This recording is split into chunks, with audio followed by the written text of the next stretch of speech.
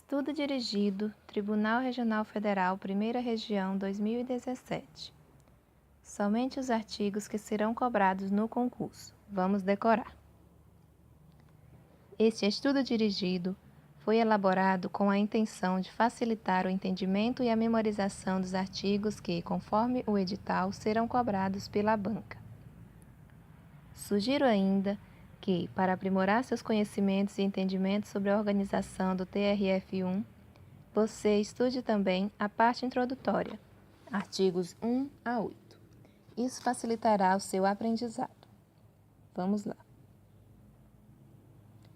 Conforme o artigo 8, inciso 4, a linha A, B e C, cabe à segunda seção o processo e julgamento dos feitos relativos aqui. 2. Explique sobre as ressalvas de que trata o artigo 8, inciso 4. 3. Com base no artigo 10, incisos 3, 4, 9 e 10, o que compete à Corte Especial processar e julgar. 4. Baseado no artigo 12, inciso 1, a linha A, responda: qual a competência das seções? 5. Cite a competência comum dos órgãos julgadores descrita no artigo 16, inciso 1, a linha F. 6. Quando que as seções e as turmas poderão remeter feitos de sua competência à Corte Especial. Artigo 17, incisos 3 e 4. 7. Quais as atribuições do presidente do tribunal, conforme o artigo 21, inciso 32, alíneas K e L, e inciso 33 e 49. 8. Qual a competência do presidente de turma? Artigo 28, incisos 5 e 8. O que incumbe ao relator? Responda conforme o artigo 29, incisos 9, 21, 22, 25, 26, 31, 32, 33 e 34. 10. Explique sobre a sustentação oral no julgamento, de acordo com o artigo 45 e seus parágrafos. 11. Quem dirige as sessões de plenário e da Corte Especial? Artigo 57. 12. Como se dá o quórum dessas sessões? Artigo 57, parágrafo único. 13. Quais as prioridades no julgamento da Corte Especial, conforme o artigo 59, incisos 6, 7 e 8. 14. Que procedência é tomada quando há divergência em julgamento nos casos previstos no artigo 942 do Código de Processo Civil. Artigo 68. 15. No caso anterior, qual a forma de convocação? Artigo 68, parágrafo 3º, inciso 1, 2, 3 e 4. 16. E se a divergência se der em sessão de sessão? Parágrafo 4º, inciso 1, 2, 3 e 4. 17. De acordo com o artigo 84, inciso 2, qual a incumbência da Comissão de Jurisprudência e Gestão? 18. Conforme o artigo 103, qual o objetivo da coordenação do Sistema de Conciliação da Justiça Federal da Primeira Região? 19. Com base no artigo 105, quais os integrantes do Sistema de Conciliação? 20. Tendo como base o mesmo artigo anterior, no seu parágrafo 2º, responda: quando os processos serão submetidos aos núcleos de conciliação?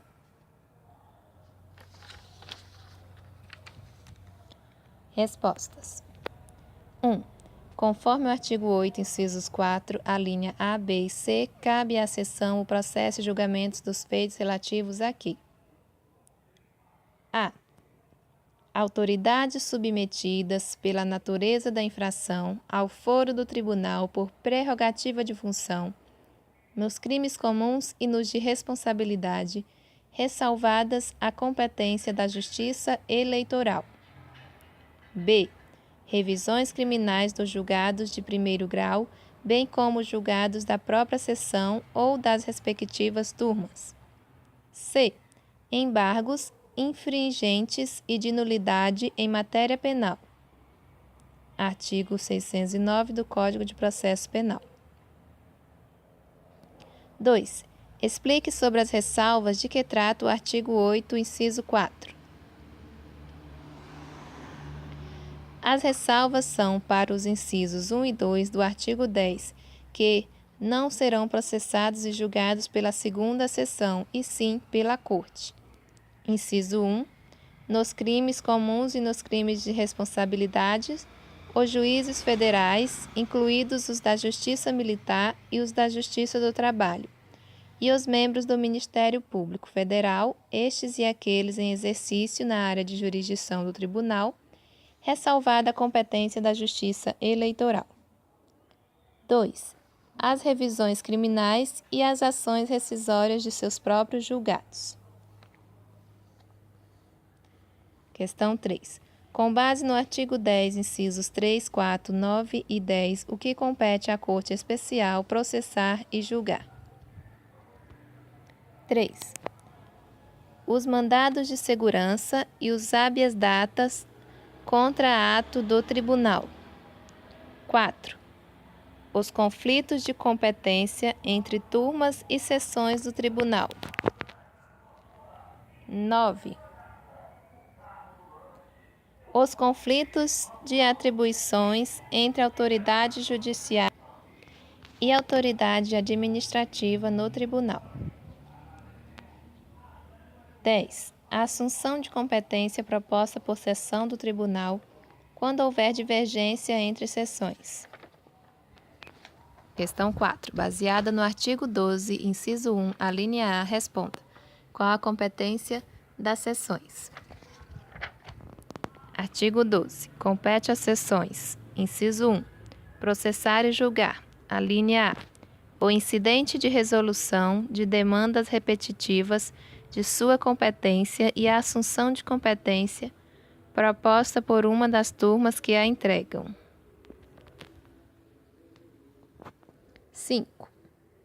Cite a competência comum dos órgãos julgadores descrita no artigo 16, inciso 1, a linha F.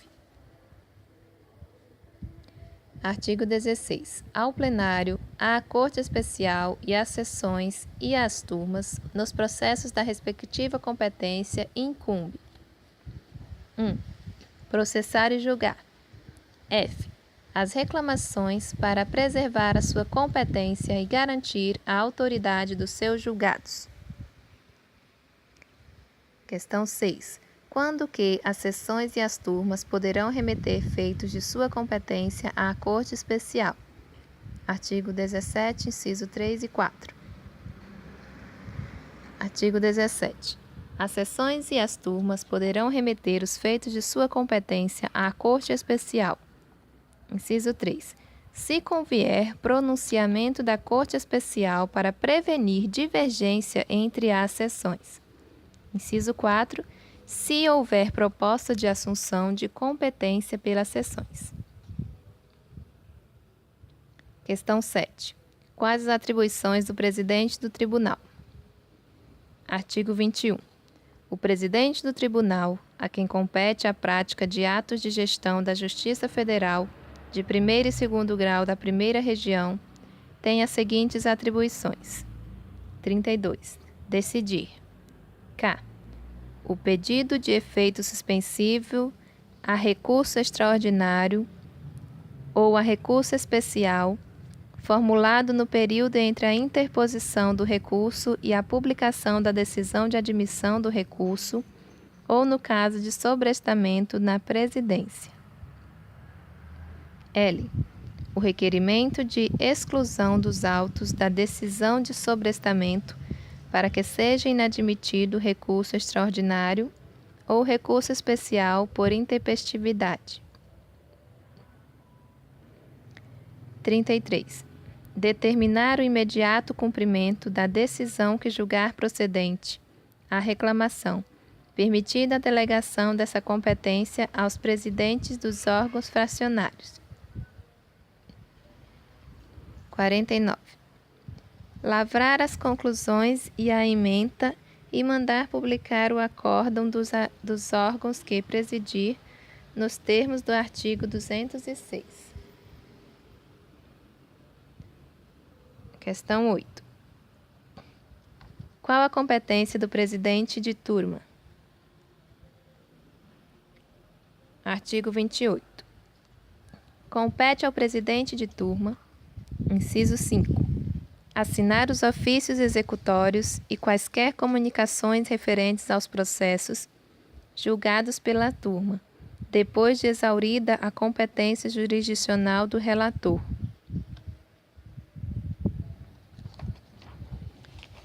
Inciso 8. Indicar ao presidente o diretor da coordenadoria da respectiva turma, na forma do inciso 34 do artigo 21 desse regimento. Questão 9. O que incumbe ao relator? Responda conforme o artigo 29, incisos 9, 21, 22, 25, 26, 31, 32, 33 e 34. Inciso 9. Propor, em remessa necessária, recurso ou processo de competência originária que se submeta à Corte Especial ou à respectiva seção, conforme o caso, proposta de assunção de competência. Inciso 21. Julgar de plano o conflito de competência quando houver súmula do Supremo Tribunal Federal, do Superior Tribunal de Justiça ou do próprio tribunal sobre a questão suscitada. 22. Não conhecer de recurso inadmissível depois de transcorrido o prazo de 5 dias para o saneamento do vício pela parte, ou que não tenha impugnado especificamente os fundamentos da decisão recorrida. 25. Negar provimento a recurso contrário à súmula ou acórdão proferido no regime de recurso repetitivos pelo Supremo Tribunal Federal ou pelo Superior Tribunal de Justiça, bem como a súmula ou acórdão firmado em incidente de resolução de demandas repetitivas ou assunção de competência por este tribunal. 26. Depois de facultada a apresentação das contrarrazões, dar provimento ao recurso quando a decisão recorrida for contrária à súmula ou acórdão preferido no regime de recursos repetitivos pelo Supremo Tribunal Federal ou pelo Superior Tribunal de Justiça, bem como a súmula de acórdão firmado em incidente de resolução de demandas repetitivas ou assunção de competência por este tribunal. 31. Converter o julgamento em diligência e determinar o saneamento de vício ou a realização de providências no tribunal ou no primeiro grau de jurisdição. 32. Apreciar requerimento de instauração do incidente de desconsideração da personalidade jurídica e, se admitido, instruir e resolver monocraticamente o incidente. 33. Apreciar requerimento de ingresso no feito como amicus curiae em decisão irrecorrível. 34. Apreciar requerimento de exclusão do processo do sobrestamento determinado em razão de afetação da matéria ao julgamento de recursos repetitivos, determinada em razão de afetação de matéria ao julgamento de recursos repetitivos por Tribunal Superior ou por decisão do presidente ou do vice-presidente do tribunal, para efeito de afetação da controvérsia ao regime de julgamento de recursos repetitivos pelos tribunais superiores, ainda quando a decisão houver sido adotada na fase de recebimento de recurso extraordinário ou especial, nos termos do artigo 1037, parágrafo 9 a 13 do Código de Processo Civil e do artigo 317, parágrafos 7 e 8 deste regimento. Questão 10. Explique sobre a sustentação oral no julgamento de acordo com o artigo 45 e seus parágrafos. Artigo 45. Não haverá sustentação oral no julgamento de remessa necessária de embargos declaratórios de arguição de suspeição. Parágrafo 1. No agravo de instrumento, somente haverá sustentação oral contra decisão interlocutória que verse sobre tutelas provisórias de urgência ou de evidência. Parágrafo 2º. No agravo interno, caberá sustentação oral contra decisão que extingua o processo de ação rescisória, mandato de segurança e reclamação. Parágrafo 3º. Nos demais julgamentos, o presidente do órgão colegiado, feito o relatório, dará a palavra pelo prazo legal, sucessivamente ao autor, recorrente ou impretante, e ao réu, recorrido ou impetrado, para a sustentação de suas alegações. Parágrafo 4º.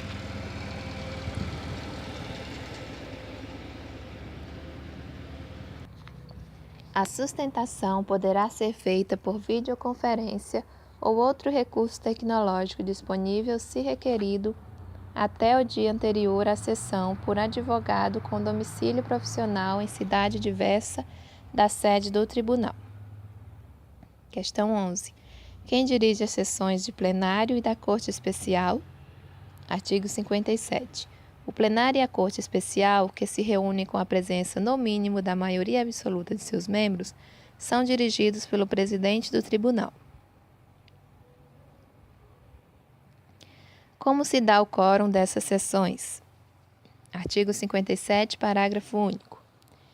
Para julgamento de matéria constitucional, ação penal originária, incidente de assunção de competência e de resolução de demandas repetitivas, quando a matéria envolver arguição de inconstitucionalidade ou a competência de mais de uma sessão, alteração ou cancelamento de enunciado de súmula da sua competência, perda de cargo de magistrado, eleição dos titulares de sua direção, elaboração de lista tríplice, o quórum é de 2/3 de seus membros efetivos aptos a votar, não considerados os cargos vagos, os casos de suspeição e impedimento, nem os cargos cujos titulares estejam afastados por tempo indeterminado. Questão 13. Quais as prioridades no julgamento da Corte Especial, conforme o artigo 59, incisos 6, 7 e 8? Artigo 59. Terão prioridade no julgamento da Corte Especial, observados os artigos 40, 44 e 52. Inciso 6. Os conflitos de competência. Inciso 7. Os incidentes de resolução de demandas repetitivas de assunção de competência.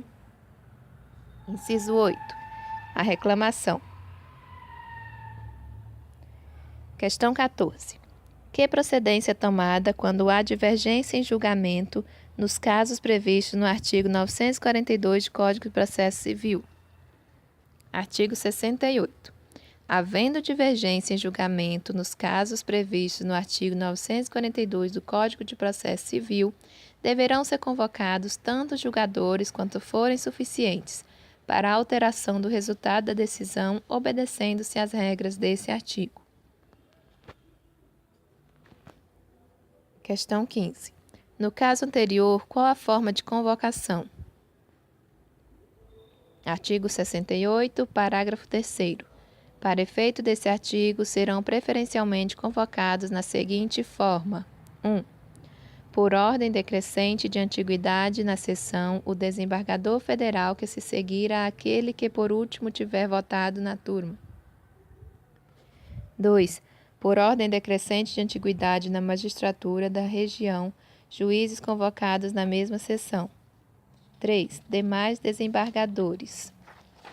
4. Juízes convocados ou em auxílio ao tribunal por ordem de antiguidade na magistratura da região. Questão 16. E se a divergência se der de sessão em sessão? Parágrafo 4º. Inciso 1, 2, 3 e 4. Parágrafo 4º. Se a divergência se der em sessão de sessão, o processo terá o julgamento suspenso, com indicação de prosseguimento em uma nova sessão da sessão, que será aberta na mesma data em que ocorrer a sessão da Corte Especial, a ser designada pelo presidente do tribunal, por encaminhamento do presidente do órgão, no qual surgiu a divergência, na qual o processo será apresentado pelo relator, sendo ou não integrante do órgão, observando-se os seguintes procedimentos. Inciso 1. A suspensão do julgamento será anunciada na sessão em que ocorreu a divergência e a intimação ocorrerá na forma disciplinada do Código de Processo Civil. Inciso 2. Por ordem decrescente de antiguidade, serão convocados os desembargadores presentes na sessão da Corte Especial em número suficiente a modificar o resultado do julgado, prosseguindo no julgamento com o voto do desembargador federal menos antigo, que se seguir ao que por último tiver votado como integrante da sessão, mantendo-se a composição fixada em relação ao primeiro processo da pauta. Inciso 3. Caso nenhum dos membros votantes da sessão integre a Corte Especial, a convocação se iniciará pelo desembargador federal mais antigo presente à sessão da Corte Especial. 4. Após relato e discutido o caso na sessão da sessão aberta para este escopo, será proclamado o resultado.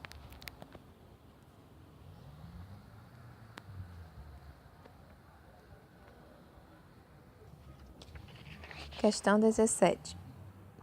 De acordo com o artigo 84, inciso 2º, qual a incumbência da Comissão de Jurisprudência e Gestão?